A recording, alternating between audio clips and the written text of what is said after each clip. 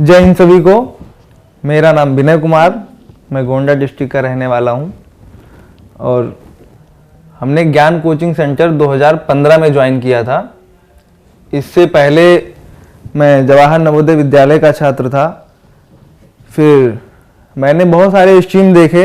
हमारे आसपास में बहुत से छात्र थे, हमारे सीनियर थे। उन लोगों को मैंने देखा जो सक्सेस रेट है विभिन्न स्ट्रीम में, अलग अलग स्ट्रीम्स में, उन सब चीज़ों को मैंने देखा, फिर एनालिसिस किया। तो मुझे जो है एग्रीकल्चर स्ट्रीम बहुत पसंद आया। फिर एग्रीकल्चर स्ट्रीम लेने के लिए हमने जो है बात की अपने गार्जियन से, घर में सभी लोगों से बात की। तो सब लोग मान नहीं रहे थे। हालांकि जो एग्रीकल्चर स्ट्रीम है बहुत ही बेस्ट है अपने आप में, मुझे बहुत पसंद आया क्योंकि इसमें 11 सब्जेक्ट होते हैं और इसलिए अच्छा है कि बेसिक चीज़ें, बेसिक से भी थोड़ा एवरेज में हम लोग सारे सब्जेक्ट्स के बारे में जान जाते हैं, जो कि कंपटीशन के लिए बहुत ही इम्पोर्टेंट है। इसमें नॉलेज की कोई लिमिट नहीं है। हम फिजिक्स भी पढ़ते हैं, केमिस्ट्री भी पढ़ते हैं, मैथ भी पढ़ते हैं, agronomy, horticulture, animal husbandry, economics, एक पार्ट हिंदी का भी होता है। तो ऐसे सारे मिलाकर के लगभग 11 सब्जेक्ट हो जाते हैं। तो हमने फाउंडेशन कोर्स यहाँ लिया था 2015 में। उस समय मेरा इंटर 11th था। फिर मैंने 12th किया। अपेयरिंग में मेरा जो है एडमिशन हुआ आचार्य नरेंद्र देव कृषि विश्वविद्यालय में, जो कि संतोषजनक था, बहुत ही अच्छा था एक हिसाब से। तो प्रेजेंट टाइम में मेरा ग्रेजुएशन कंप्लीट हो गया है 2021 में। और मेरी जो है स्ट्रेटजी थी यूपीएससी को लेकर के थी। तो ग्रेजुएशन में जाने के बाद हमने शुरू की अपनी प्रिपरेशन। तो ग्रेजुएशन के साथ साथ जो सेमेस्टर्स के एग्ज़ाम होते थे उसको भी साथ में देखता था और थोड़ा सा ओवरव्यू यूपीएससी को लेकर के अपना देखते रहते थे। तो इससे क्या होता है कि कुछ बेसिक चीज़ें क्लियर हो जाती हैं, फिर ग्रेजुएशन के बाद ज़्यादा सोचना नहीं पड़ता, तैयारी हम बहुत अच्छे से कर सकते हैं। और मेरा इंट्रो जो है एग्रीकल्चर से हुआ 11th क्लास में 2015 में पहली बार। इसके पहले हमें कुछ नहीं पता था और मेरा जूलॉजी, बॉटनी और केमिस्ट्री में कोई खास इंटरेस्ट भी नहीं था, मुझे अच्छा नहीं लगता था। लेकिन यहाँ आने के बाद में जब मैंने पहले क्लास ज्वाइन किया, फर्स्ट क्लास हमने ली, इतना इंटरेस्ट आया कि क्या बताएं। दूसरे दिन से मैं बहुत एक्साइटेड रहता था कि हाँ क्लास कितना जल्दी स्टार्ट हो, क्योंकि जो पढ़ाने का तरीका था, जो एटिकेट था टीचर्स के पास, हमारे केमिस्ट्री के सर थे उस समय, अभी प्रेजेंट टाइम में भी हैं। तो केमिस्ट्री में इतना अच्छा इंटरेस्ट बना क्योंकि टीचर बहुत अच्छे मिले। जूलॉजी, बॉटनी भी हम पढ़ने लगे। बाकी एग्रीकल्चर से रिलेटेड और भी जितने सारे सब्जेक्ट हैं वो सारे हमने पढ़े। और यहाँ के नोट्स इतना बेहतरीन है कि उसके बाद में अगर आप प्रिपरेशन करते हैं और नोट्स को अच्छे से ध्यान दे करके पढ़ते हैं, तो हमें जहाँ तक उम्मीद है कि आप एमएससी तक की अगर डिग्री कॉलेज में पढ़ते हैं, एमएससी अगर आप डिग्री कॉलेज से कर रहे हैं, तो एमएससी की कॉपी गारंटीड आप लिख सकते हैं। जो नोट्स हैं बहुत ही प्रिसाइजली बनाए जाते हैं और बहुत ही कॉन्सेप्चुअल होता है। जैसे एग्रीकल्चर में एक लोगों का माइंडसेट है कि डाटाबेस नोट्स बनाते हैं, और भी लोग हैं और डाटाबेस पढ़ाई भी करते हैं, लेकिन वो चीज़ उतना ज़्यादा काम नहीं करती है। आप कुछ दिन तक आपके दिमाग में रहेगा, कुछ दिन बाद वो जो है स्किप कर जाएगा। लेकिन जो कॉन्सेप्चुअल चीज़ें एग्रीकल्चर में लोग समझते हैं कि नहीं बस रटने वाली चीज़ें हैं, ये धारणा सबकी गलत है। बहुत कुछ समझने वाली चीज़ें हैं। जैसे एग्रोनॉमी में लोग कहते हैं नहीं चलो बोटेनिकल नेम याद करना है, क्रोमोसोम नंबर याद करना है, ऐसा नहीं है। बोटेनिकल डिस्क्रिप्शन अगर आपको याद करना है तो आप रट नहीं सकते, उसको पढ़ना पड़ेगा, उसको कॉन्सेप्ट समझना पड़ेगा और जो उसकी एनाटॉमी होगी वो दिमाग में रखना पड़ेगा। तो वो बहुत ही बेहतरीन तरीके से यहाँ पढ़ाया जाता है। हम बहुत संतुष्ट हैं।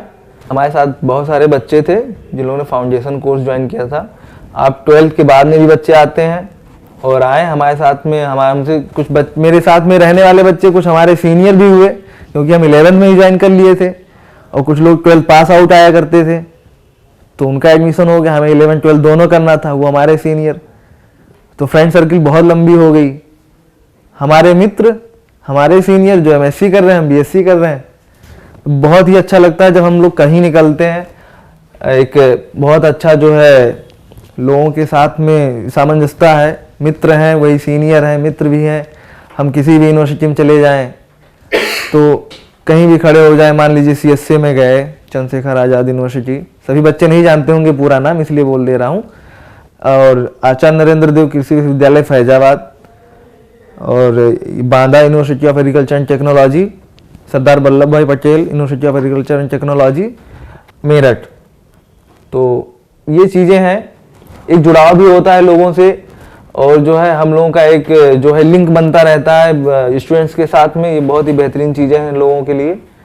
हम कहीं भी जाएं, हमें मान लीजिए मेरठ जाना पड़ा, या हमें कानपुर आना पड़ा, या हमें मान लीजिए फैजाबाद जाना पड़ा, तो हमारे मित्र, हमारे सीनियर मिल जाते हैं, और जो है हम लोगों को जो भी कोई काम रहता है तो बड़ा सुचारू रूप से हो जाता है, और बिल्कुल ये नहीं महसूस होता है कि हम कहीं अजनबी जगह पे आए। और एक चीज़, अब ज्ञान कोचिंग से इतना लगाव हो गया है, सिस्टम कुछ भी रहा हो, जैसे जब हम लोग पढ़ाई के दौर में रहते हैं तो थोड़ा सा लगता है कि नहीं, टीचर बहुत ज़्यादा काम देते हैं, बहुत ज़्यादा पढ़ाते हैं, हम थक गए, हम परेशान हो गए। लेकिन निकलने के बाद में जब चीज़ें बहुत बेहतरीन होती जाती हैं तो हम उस चीज़ को याद करते हैं, और जब भी हम कानपुर आते हैं तो हमारा यहाँ आना निश्चित है कि हम ज़रूर आते हैं मिलने। हमारे बच्चा सर हैं, तो बच्चों में भी बहुत प्रिय हैं, और बच्चे भी उनके बहुत प्रिय हैं। सब मिलते हैं, कहीं भी कभी भी मिलते हैं तो बहुत बेहतरीन तरीके से मिलते हैं, बहुत जोश से मिलते हैं हम बच्चों के साथ में। तो आज ऐसे ही आना हुआ, हम काफ़ी मित्र साथ में आए हैं, और मुलाकात हुई सर से, बातचीत हुई। तो इसी माहौल में एक ऐसी मीटिंग रखी गई कि अब सब लोग इकट्ठा हुए हैं तो एक मीटिंग कर लेते हैं, सब बातचीत हो जाए थोड़ी बहुत। तो अपने माध्यम से और ज्ञान कोचिंग परिवार के माध्यम से हम अपनी बात पहुंचा रहे हैं आप लोगों के पास।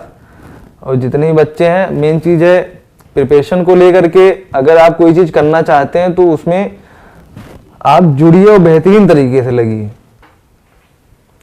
बहुत हल्के में काम करने से बहुत अच्छा नहीं होगा, टाइम भी बहुत लगता है, और जो है हम लोग उस पर किसी चीज़ पे काम कर रहे हो, टाइम लग रहा हो, जब बहुत बेहतरीन तरीके से नहीं करेंगे, बहुत मेहनत से नहीं करेंगे।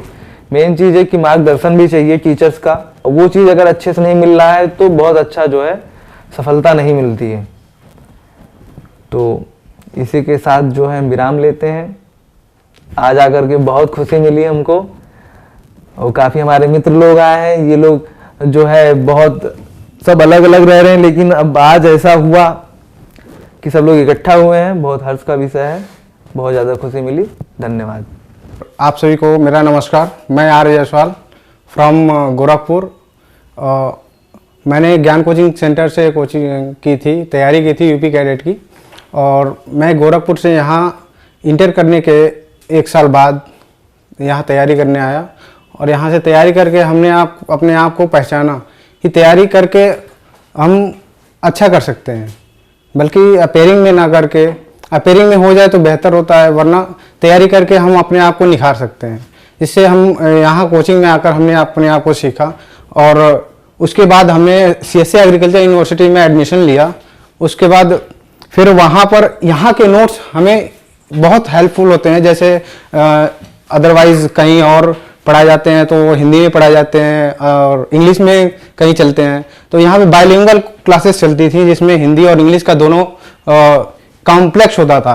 इसके थ्रू हम लोग को लैंग्वेज में ज़्यादा इम्प्रूवमेंट मिलती थी, इंग्लिश और हिंदी का। तो ये BSc MSc तक भी हेल्प करता था, और MSc में आप कंपटीशन देते हो JRF लेवल का, उसमें ज़्यादा इफेक्ट होता है इस सिलेबस का। तो हम आपसे आशा करते हैं कि आप इसको समझ के और इसमें आने का ट्राई करेंगे, और इसमें जो भी आपकी ऑनलाइन क्लासेस चलती हैं आप उसको देखकर पता कर सकते हैं कि इसका लेवल क्या है पढ़ने का, और आप किस तरीके से करते हो। और आगे हम बताते हैं। I have completed my graduation from CSA university in 2021। आगे हम यही कहना चाहते हैं कि इसके अलावा मैंने काफ़ी कंपटीशन के एग्ज़ाम्स भी दिए हैं। इसमें मैंने एग्रीकल्चर सुपरवाइज़र का राजस्थान में क्लियर किया है, और कुछ समय बाद हमारी जॉब भी लग सकती है।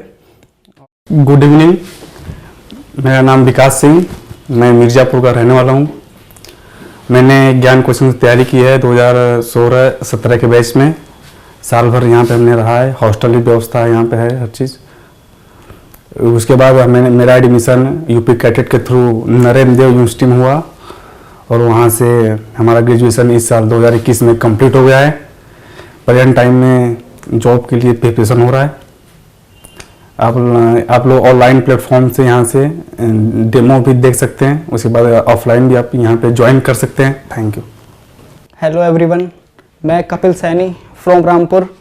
मैंने 2016-17 बैच ज्वाइन किया था ज्ञान कोचिंग। 1 ईयर का प्रिपरेशन यूपी कैडेट के थ्रू मैंने एडमिशन लिया था नरेंद्र देव कृषि एवं प्रौद्योगिकी विश्वविद्यालय फैज़ाबाद। तो मैं यही कहना चाहता हूँ, जो भी प्रिपरेशन करना चाहता है yearly foundation course first year 12th तो ज्वाइन कर सकता है। जहाँ तक कि काफ़ी ज़्यादा हेल्पफुल नोट्स होते हैं, लाइक इंग्लिश में भी पढ़ाया जाता है, हिंदी में भी कन्वर्ट कर देते हैं। हॉस्टल की व्यवस्था है यहाँ पे, खाना अंदर रहना। अब तो जैसे जैसे ऑनलाइन की व्यवस्था है तो फ़ोन भी यूज़ करने देते हैं। हमारे टाइम में फ़ोन भी यूज़ नहीं करने दिया जाता था। तो काफ़ी ज़्यादा व्यवस्थाएं हैं यहाँ पे।